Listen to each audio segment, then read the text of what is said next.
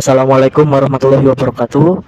Kami dari kelompok 2 mata kuliah aplikasi komputer dalam ilmu psikologi untuk memenuhi tugas ulangan akhir semester. Hari ini kami akan mempresentasikan tentang hubungan konflik peran ganda terhadap kepuasan kerja pada mahasiswa Universitas Bhayangkara Jakarta Raya yang bekerja.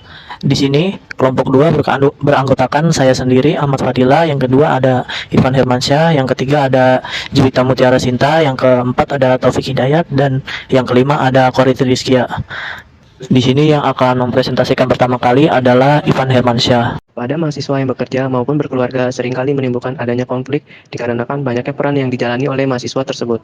Pertentangan ataupun ketidaksesuaian dalam peran-peran tersebut dapat menimbulkan suatu konflik yang disebut konflik peran ganda. Sedangkan mahasiswa juga berada dalam lingkungan pekerjaan yang menuntut untuk tetap produktif di tengah berbagai peran yang dialami.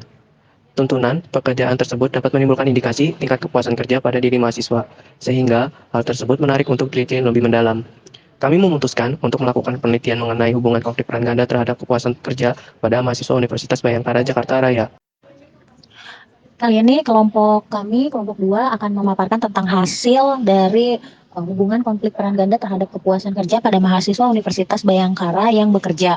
Untuk metode penelitiannya menggunakan metode kuantitatif dengan responden sebanyak 30 orang yang terdiri dari wanita sebanyak 22 orang dan pria sebanyak 8 orang. Untuk mayoritasnya dari pria ataupun wanita itu 90% tidak terjadi konflik antara hubungan peran ganda terhadap kepuasan kerja. Hanya ada 10% yang memiliki terhadap konflik tersebut.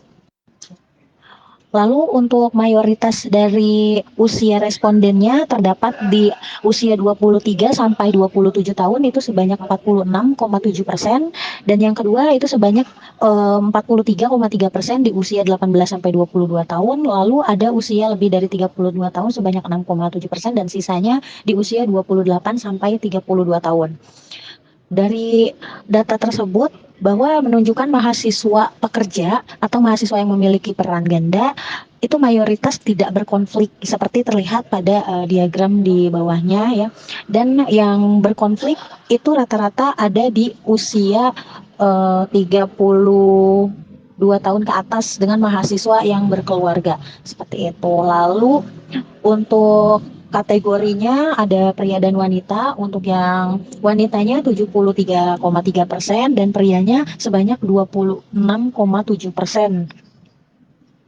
Dapat dilihat bahwa untuk usia di antara 23 sampai 27 tahun itu bisa dikatakan tidak berkonflik, dan yang untuk usia 18 sampai 22 tahun juga itu masuk kategori tidak berkonflik, dan usia 28 sampai 32 tahun itu juga masuk kategori tidak berkonflik.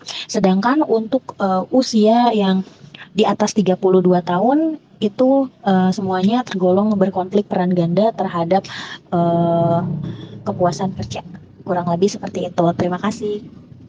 Oke, selanjutnya saya akan menjelaskan mengenai hasil penelitian. Di sini kami telah melakukan berbagai uji analisa sebelum melakukan pengambilan kesimpulan dan hasil hipotesis. Pertama, ada uji normalitas untuk melihat apakah data yang didistribusikan secara normal.